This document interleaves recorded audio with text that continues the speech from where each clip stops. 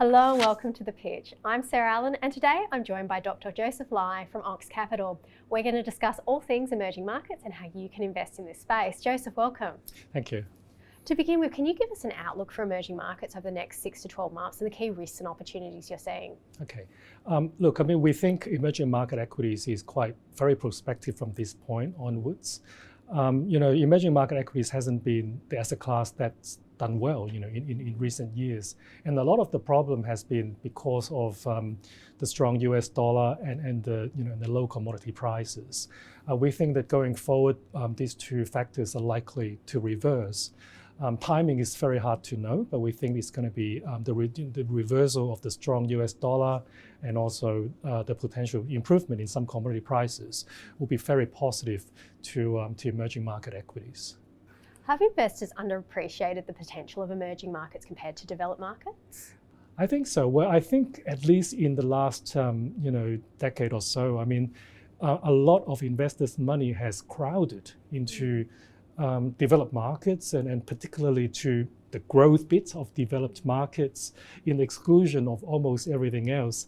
But the reality in our mind is, well, things are changing. The US dollar probably peaking and then the inflation probably going from disinflation to inflation, which means a bit high interest rates overall in the long term. And the valuation difference is huge between developed markets and emerging markets. So emerging market equities is at a multi-decade, literally, discount to developed markets. And we think, given the reversal of those macro factors and the cheap valuations, we think it's very, very attractive. The other point is actually that when people look at emerging markets from afar, they often think of it as economy that's filled with commodity producers, heavy industries, maybe some banks, some property developers, if you want to be adventurous. But the reality is that the world's quite globalized, and then the key, the big businesses and the more prospective businesses are not that different to that of developed markets. So the big internet companies, in some cases AI companies, the good retailers, and technology companies. Those are really the interesting bits of this economy and these economies, and in fact they are reasonably represented in these economies. So that may be something that people may not be that much appreciative of with respect to emerging markets.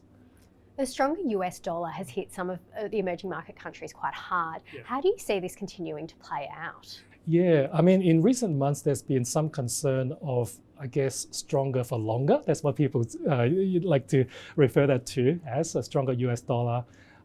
Look, it is likely that US rates will come down in the next 6 to 12 months, given that inflation is coming off and the US economy is weakening on the margin. So we think instead of a headwind to emerging markets in recent years, it will very, very quickly turn into a tailwind. Timing is always difficult, but I think it's probably sooner rather than later, actually. And we think that the weakness in these markets is actually an interesting opportunity to accumulate these quality franchises of the future, which we so love. Have you made any changes to your allocations on the basis of that? So we're very bottom-up driven in our approach in terms of identifying these quality franchises. But at the same time, we're cognizant of the macro and the top-down impact that they have on valuations. So with the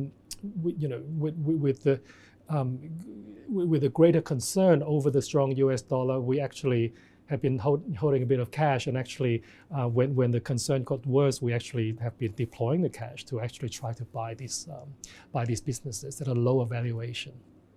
How are you positioned broadly at the moment, and do you expect this to change in the next 6 to 12 months? Yeah, so we are quite positive on emerging markets, mainly driven by the factors we talked about, just the reversal of the US dollar eventually and the cheap valuation that we are seeing. But we have to be, so we're reasonably positive. But we're also quite selective in what we own because we are cognizant of the risks that we see. The interesting thing is, I mean, we talked a little bit about the political risks in the emerging market, but actually, it's pretty certain what's happening in emerging market. What's uncertain is actually the political outcomes in the developed markets.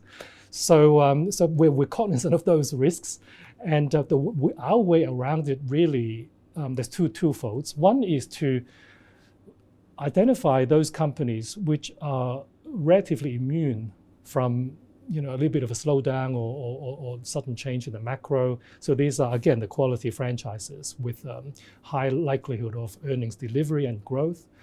And the second is to try to be nimble. I mean, if there is something that, untoward that happens in the market that I guess is impossible to predict, but it happens, we'll take action very quickly.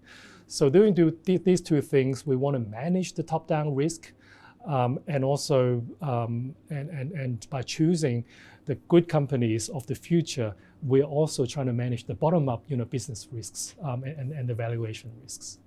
Thank you so much for sharing your insights today. Thank you. If you've enjoyed this interview, please subscribe to Livewire Markets. Thank you for watching.